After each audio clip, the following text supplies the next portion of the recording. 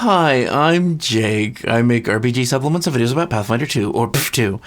I love PF 2, and I love familiars, so we're gonna go over familiar stuff. So, Familiar Sage, the Archetype.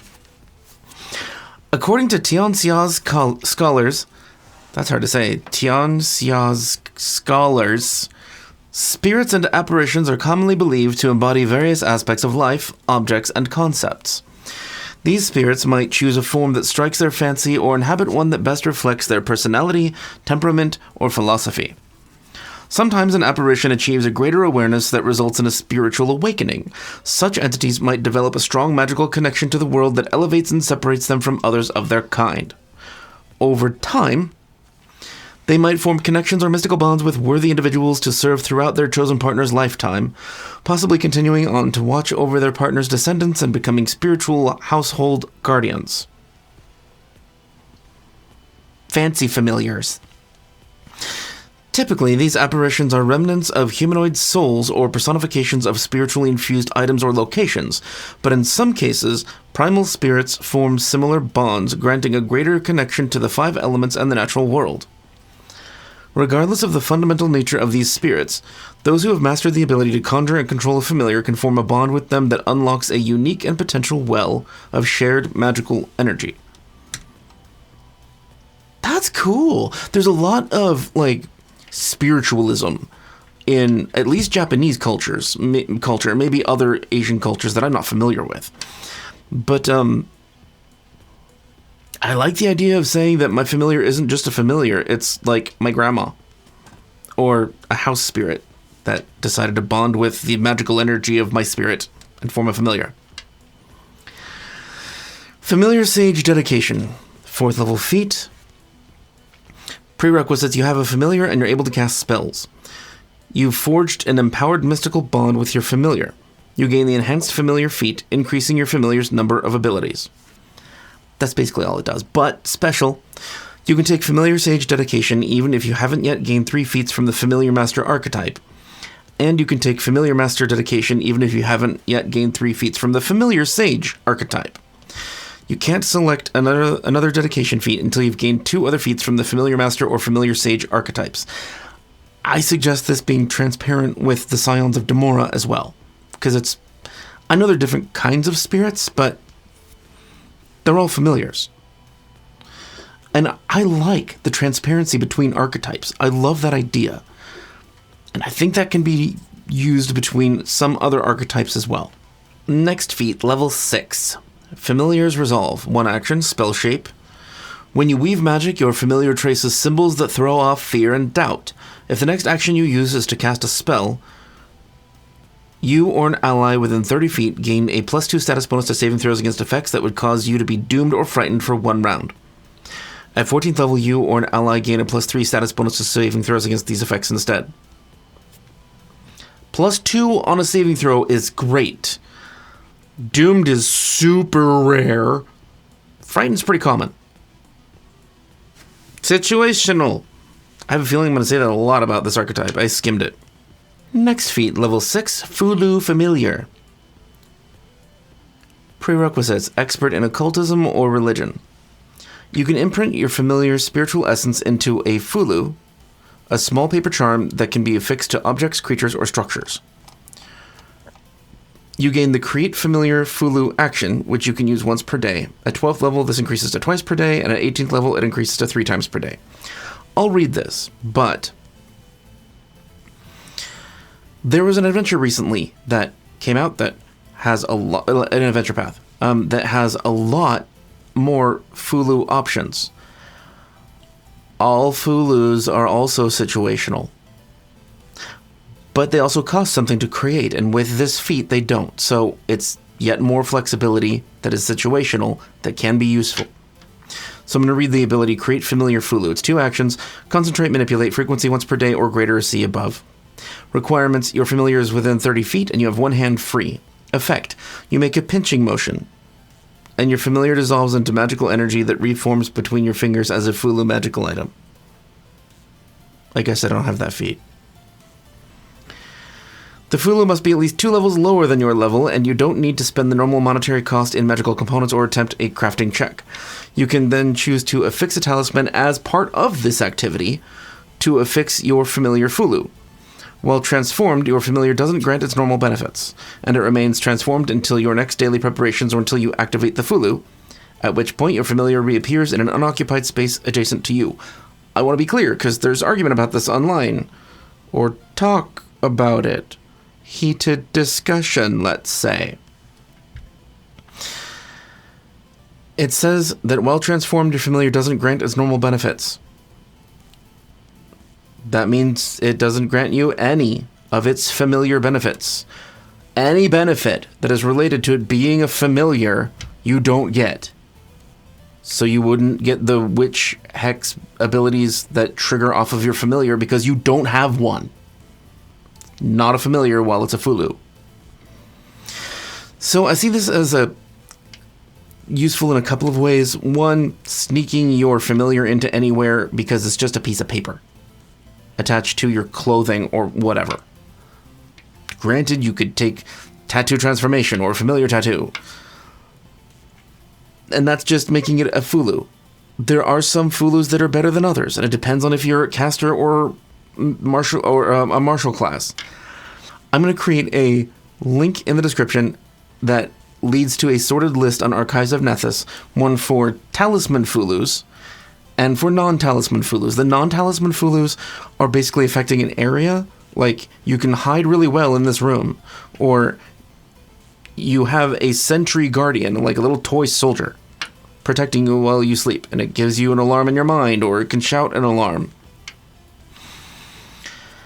And the talisman ones are things like it does damage to an enemy when they hit you if the fulu is attached to a shield in the amount of hardness of this shield, which isn't a lot. I think my favorite fulu is the Dragonfly Fulu. It's a 7th level fulu, so you'd have to be 9th level before using Create Familiar Fulu with this fulu. That word means less and less the more I say it. The cool part is that for a minute, you can attempt an athletics check to high jump or long jump as a single action without the stride requirement. You can also high jump or long jump from a non-solid substance such as air or water, so you can double jump once during that effect. Fun? Yeah. Next feat, level 6, Tempest Cloud Speed. It has the air and magical traits, prerequisites, it's the same as a familiar sage dedication. Requirements, you aren't encumbered. You and your familiar coordinate to channel elemental air. Your familiar gains the following ability. Path of the Tempest, 2 actions, air trait. Frequency once per 10 minutes, effect, your familiar summons winds that speed up and protect you. You gain a plus 10 foot status bonus to your speed until the end of your turn. When you stride this turn, you don't trigger reactions. Great! For a caster who's running away. In addition, you don't need to stride before long jump this turn. Also useful for a caster running away. It's useful. It's not all that exciting. Okay, so it takes you 1 action to tell your familiar to take 2 actions to do this Path of the Tempest. So for one of your actions, you get a plus 10 foot status bonus to your speed until the end of the turn. And you don't trigger reactions, but it doesn't affect your familiar. It's just you. So your familiar has to be on your body, or it just stays where it is and you move fast. I don't like this. It's clunky. It's not elegant design. It's technically useful to get yourself out of harm's way slightly faster and slightly safer. I don't think it's worth the feat. Next feat, level 8, Familiar Ritualist. Prerequisites, ability to cast a ritual, which is just about everybody. Your familiar's magical presence can serve as an aspect of a ritual. When you cast a ritual, your familiar can serve as a secondary caster, fulfilling any requirements for the secondary caster as well as a secondary check. You can't replace a secondary caster who's the target of the spell. This is great. It's just easier to do your rituals. If you don't have other people in your party that are able and willing to help you with rituals, just let your own damn familiar do it. I kind of think that this is good to just let people's familiars do anyway. If they took skilled with, like, Arcana. I hate reading off archetypes that I'm not impressed by. Because then I feel like I'm wasting my time and I'm just telling people, you don't need it. But maybe you don't need it. Alright, next feat, level 8, Golden Dragon's Bounty. 1 action spell shape. Meta magic for you old timers. Your familiar alters the material of a spell into that of a precious metal. If the next action you use is to cast a spell that deals bludgeoning, piercing, or slashing damage, that damage is your choice of cold iron, silver, or steel for the purposes of weaknesses, resistances, vulnerabilities, and the like. At 14th level, adamantine is added to the list of metal choices. The spell gains the metal trait, or be a thaumaturge, or carry little scraps of cold iron, silver, steel, and adamantine on you and cast needle darts. And you don't need this feat. I think if this could apply to the damage of absolutely any spell, that'd be great. Like, Moonbeam counts as silver damage. Why can't you apply cold iron to Fireball? Who cares? It's fun. I don't... It's underwhelming. Next feat, level 8, Lightning Rings Intervention. It has the electricity and manipulate traits. Your familiar learns to empower spells with an electrical discharge. Your familiar gains the following ability. Lightning Needles. Its 1 action has the electricity trait.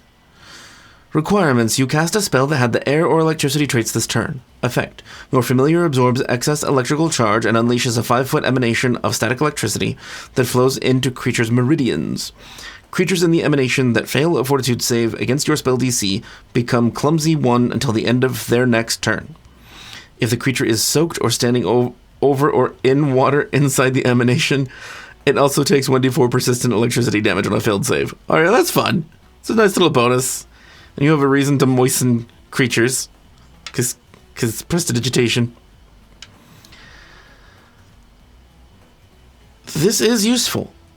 It's just an extra action that it doesn't have the spell shape trait, and it happens after you've already cast an air or electricity spell. It's just an additional effect when you don't have enough actions to cast a spell anyway, and you don't want to move, and you don't want to pull out your crossbow to shoot somebody, because you're a caster and you're going to miss anyway. It's a nice additional benefit, especially for people that don't have witch familiars, but even for witch familiars, it's an additional benefit for things around your familiar, and your familiar is going to have stuff around them anyway, because that's the point of the familiar for a witch. Besides the fact that it keeps your spellbook and diary and unmentionables. So that's a useful feat. Even if your enemy is not moist. Next feat, level 10, Seal of the Golden Dragon. It's a reaction, it has the magical trait. Prerequisites, Golden Dragon's Bounty. So that was the one where you change the material, the type of damage of a slashing, piercing, or bludgeoning damaging spell to have a metal trait. Trigger. You would take acid, cold, electricity, poison, fire, or sonic damage. Requirements. Your familiar has the resistance ability and is adjacent to you. Your familiar coils around you, protecting you with its magical resistance. You gain the benefits of your familiar's resistance ability until the start of your next turn. If your familiar has any upgrades to this ability, such as major resistance, you gain them as well. Once per day, if your familiar's resistance is a different damage type, your familiar's resistance ability changes to the appropriate type. If you already have resistance of the same type, choose the higher of the two. This is as often as you like. It could protect you from your own AoE, as long as you chose to give your familiar fire resistance. The problem with this is that people that have familiars have an idea of the purpose for the familiar, so they're spending the familiar abilities on that purpose. This requires that you give it the resistance ability and hopefully greater resistance. If you're building for resistance, sorry, major resistance. If you're building for resistance, this can be very helpful. But the resistance you need is going to vary depending on the adventure, depending on what your enemies are going to be, and you're not going to know that ahead of time almost always. I think I like the idea of this. But I don't like that it requires so much pre-planning in a situation that you usually have no way of planning for. And I hate suggesting taking a feat that is always going to be situational. Like, if you could choose this feat at the beginning of the day, that'd be different. Just have a floating feat for familiars. And it requires a feat that is less than stellar. I'm sorry, I wouldn't suggest it. Sad. Next feat, level 12, Lightning Rings Overcharge. Overcharge. It has the traits Electricity and Magical. Prerequisites, Lightning Rings Intervention. And that's the one that gives lightning needles to make people clumsy. Or make them electrified if they're moist. Lightning Rings Overcharge. Level 12 feat. Your familiar can adopt an electrical form to empower weapon strikes. Your familiar gains the following ability. Lightning Armillary. 1 action, electricity. Effect, your familiar flies around and around an adjacent ally's weapon or hand, dissolving into multiple rings of lightning. Until the beginning of your next turn, the affected weapon or unarmed attack deals an additional 1d6 electricity damage or 1d8 electricity damage if you cast a spell with the air or electricity trait this turn. Your familiar remains in lightning ring form, preventing it from being targeted or taking any actions. If your familiar is almost dead because you were accidentally caught in dragon's breath, because I've done that before, sorry. Then this saves his life, basically, because it can't be targeted, but can still take damage from area effects. Alright. Well,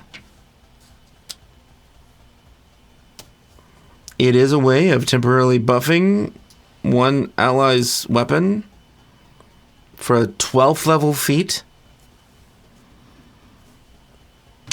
Or your own weapon. This just isn't amazing. It's not great at all. It's sometimes useful. Like, if you plan on always doing this combo to apply as much damage as you possibly can to one ally's main weapon so that they can do as much as they possibly can in one hit, and you're going to do this every turn. It does take one of your actions every turn. Fine. Is that worth a 12th level feat? No! It's fun. I like the idea. It's not really done very well. I don't know. It's just not... No. I wouldn't bother. Next feat, level 12, Vexing Tempest. 1 action. It has the air and spell shape traits. Prerequisites, Tempest Cloud Speed. Tempest Cloud Speed is the one that your familiar has to take 2 actions once per 10 minutes to give you a plus 10 foot status bonus to your speeds, and if you stride, you don't trigger reactions. So you have to take that first, and then you can take Vexing Tempest. Your familiar channels elemental air around it to unleash a disruptive gust that sends creatures flying. If the next action you use is to cast a spell that has the air trait, all creatures within a 15-foot emanation of your familiar must attempt a reflex save against your spell DC or be pushed 10 feet away. On a critical failure, they're also knocked prone. That's awesome. That's a good feat. It is. It's a great feat. You have to wait a long time to get to feats that are good with this archetype, but that one's really good.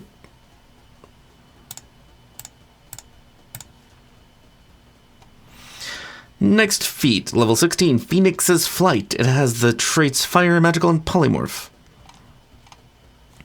Requirements, you're adjacent to or sharing the same space as your familiar. You and your familiar learn the secrets of elemental fire, allowing you to merge together to become a legendary creature, a phoenix. Merging together, that's interesting. You can cast Monstrosity Form, which is an 8th rank spell, as an innate occult spell once per day, except you can transform only into a phoenix, which is one of the 3 choices of that spell. And your familiar must be adjacent to you before you cast the spell. When you cast the spell, your familiar merges into your form. While transformed, you gain the Blazing Conflagration action. Blazing Conflagration, 3 actions. Fire, healing, light, visual traits. Requirements. You're transformed into Phoenix form by the monstrosity form spell granted by this feat. Effect. You dismiss Phoenix form while a fiery corona erupts from you as searing light. Each creature in a 10-foot burst takes 16d6 fire damage. Each creature, not accepting your allies. With a basic fortitude save against your spell DC, creatures that critically fail are blinded for 1 round. You gain 8d6 temporary hit points. At 18th level, and again at 20th level, the burst deals an additional 2d6 fire damage, and you gain an additional 1d6 temporary hit points. So it doesn't heal you, it's only temporary hit points. And it hurts your allies. I feel like the person that made this had really great concept in mind.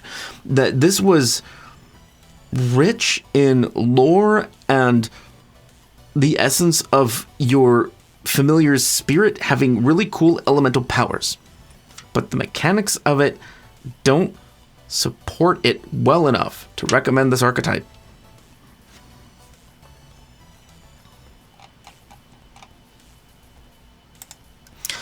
For those who are wondering, Monstrosity Form takes 2 actions to cast. The duration is 1 minute, and it's on your screen, but I'm going to read the pertinent parts. You gain the following statistics and abilities regardless of which battle form you choose. In your case, you have to choose Phoenix. There's Cave Worm, Phoenix, and Sea Serpent. AC equals 20 plus your level. Ignore your armor's check penalty and speed reduction. You gain 20 temporary hit points. Dark Vision, 1 or more unarmed melee attacks specific to the form you chose. Athletics modifier of plus 30 unless your own is higher. Phoenix speed is 30 feet, fly 90 feet. That's awesome. It has a beak attack with a reach of 15 feet. The reach is great. The damage is 2d6 plus 12 piercing plus 2d4 fire and 2d4 persistent fire. Nice. They have another attack that is a talon. It's 1 action. Melee, agile, reach 15 feet. Damage 2d8 plus 12 slashing. Shroud of Flame. You gain an aura of fire that extends out from you. A creature that enters or ends its turn within the aura takes 2d6 fire damage. And that's every creature, so including friends. A creature can take this damage only once per turn. You can activate or deactivate this aura with a sustain action. It's a good spell.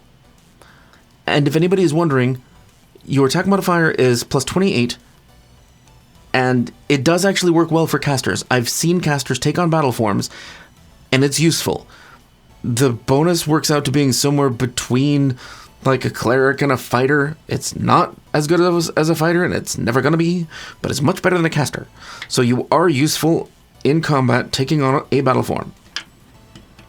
It's just that for this specific archetype, there's so many hoops to jump through to get to it, that if you're going to be taking Familiar Master anyway, and a combination of Scions of Demora and Familiar Master, then throw this in there and pick and choose specific feats that are good for you, because some of them are. Not most of them, but some of them are. Use it as a toolbox to take tools out of. I really hope it'll get errata. I don't think so, because of the way it's constructed. It's not just like they left out a word. There's just too many restrictions, not enough power. I guess that's the bottom line.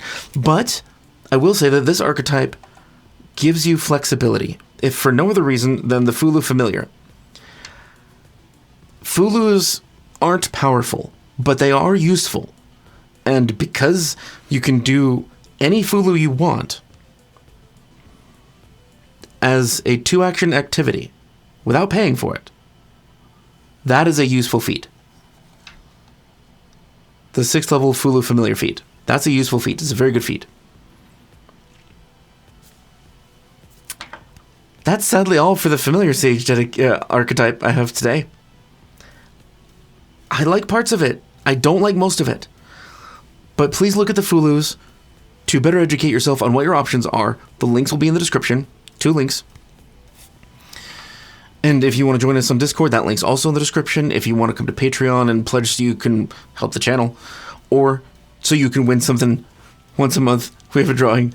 We give away dice, or a set of dice, or a single die, or a bag, 4 dice, or dice tray. If you're interested in catching up on the rest of the Tian Xia playlists right here, and more archetypes that are very diverse and fun, and some still suck over here. But Pirate's better now. Pirate's usable, and Viking. Anyway, thank you for joining me. See you next time. Bye.